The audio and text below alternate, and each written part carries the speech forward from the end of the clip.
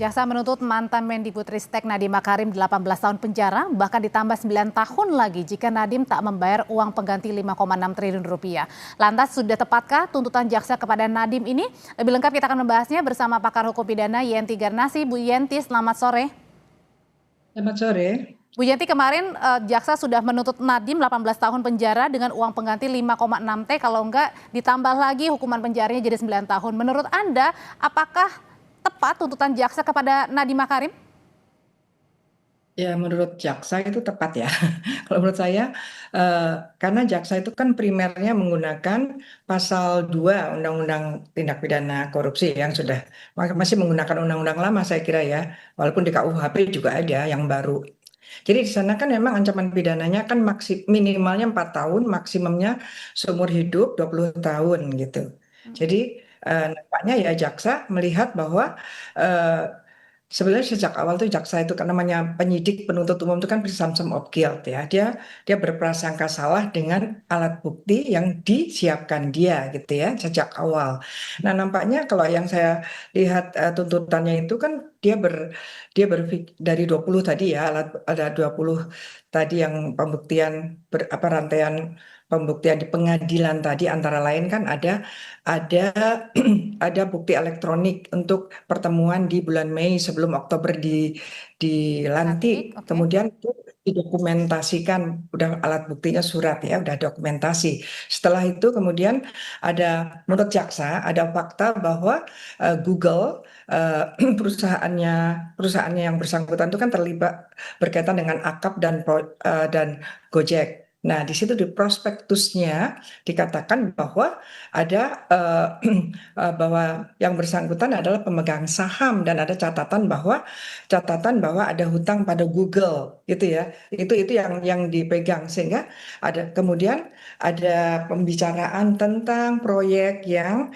bersangkutan pada waktu itu belum jadi menteri. Itu yang dipegang oleh jaksa. Kemudian jaksa juga mengatakan bahwa ya memang menteri kan sebagai penanggung jawab kuasa anggaran dan kemudian juga ada fakta-fakta yang disampaikan bahwa Chromebook itu berdasarkan pengalaman di masa lalu itu tidak bisa diterima, bahkan menteri sebelumnya juga tidak setuju kan gitu, sehingga kemudian terjadilah menurut jaksa penuntut umum atau negara gitu ya, biasanya itu kalau jaksa itu kan negara ya, itu bahwa ada kerugian yang timbul gitu. Jadi kalau Anda lihat berarti artinya memang ada unsur niat jahat di situ, atau mungkin jangan-jangan hanya sekedar kebijakan yang gagal saja, karena kan di medsos ini riuh sekali ya tuntutan Nadiem Makarim.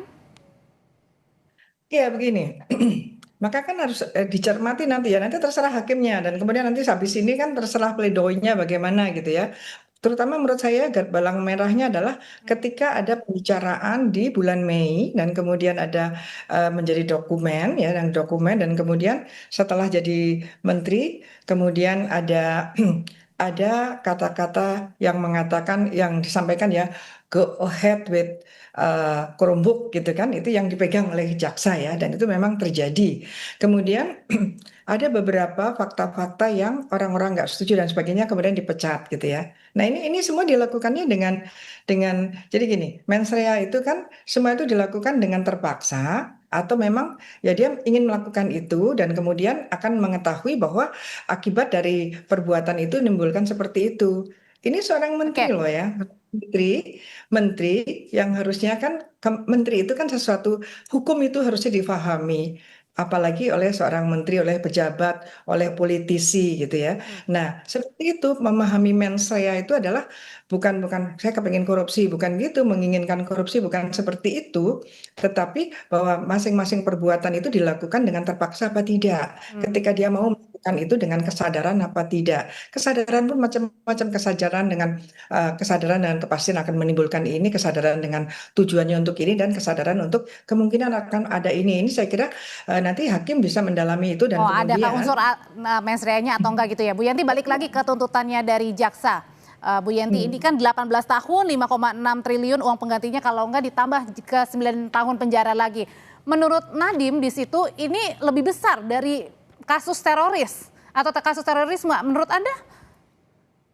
Jadi ancaman pidana ya. Ancaman pidana itu kalau untuk korupsi itu kan memang ancaman pidana di pasal tersebut. Karena menurut jaksa kemarin dia kan primer dan sekunder ya. Primernya itu adalah pasal 2, kemudian pasal 3. Dan mereka sangat yakin bahwa itu pasal 2 gitu ya. Pasal 2 yang tadi saya sampaikan, penyalahgunaan kewenangan gitu ya, penyalahgunaan yang menimbulkan kerugian untuk orang lain maupun dirinya ya, karena dia menyalahgunakan kewenangan dan menimbulkan kerugian negara. Itu adalah eh, hal-hal yang perlu dibuktikan ya, dan itu Oke, semua dilakukan dengan sengaja gitu ya. Dan kemudian Bu Yanti. eh, bahwa kami bagaimana lebih tinggi gitu kan, ancamannya tadi itu minimal 4 tahun, maksimumnya adalah seumur hidup atau 20 Nah, tahun atau dan seumur hidup gitu. Bu Yanti, ini Ya. berbicara kita kembali lagi ke bayar uang penggantinya sebesar 5,6 triliun rupiah begitu ya. Nah ini kan lebih besar ternyata dari perhitungan kerugian negara. Ini lazim nggak sih Bu Yanti dengan uang pengganti yang lebih besar dari kerugian negara? Ya gini, harusnya kalau kerugian negara ya, uang pengganti itu sesuai dengan eh, hasil korupsi yang timbul, ya uang mengganti, dan nanti juga ada denda juga kan. Nah, memang untuk korupsi itu kan khusus ya, tindak pidana khusus di luar KUHP tadinya ya, itu memang ada pembayaran uang pengganti karena Yungto pasal 18 kan, pembayar uang pengganti. Kalau uang pengganti tidak dibayar, maka bisa disetarakan dengan Oke. pidana berapa terserah hakimnya. Memang uang pengganti yang 9 tahun ini kali ini kok ya tinggi memang ya, karena mungkin 5, sekian triliun itu. Tapi kalau nggak salah dulu itu uang pengganti kalau nggak bisa Oke, baik. diganti, maksimum itu 2 tahun rasanya ya. Oh, sekarang jadi 9 tahun ya, nggak tahu juga kenapa begitu. Jadi 18 tahun itu Baik, pidana pokoknya ya, kemudian itu baik. pidana tambah, pidana penggantinya gitu. Nah, tapi tentunya kita masih menantikan ya karena jadwal Iya, persidangan kita juga masih panjang, masih ada pleidoy berikutnya yang akan disampaikan oleh masih Hadi ada Makarim. pledoi, masih ada duplik, masih ada replik gitu ya. Ya.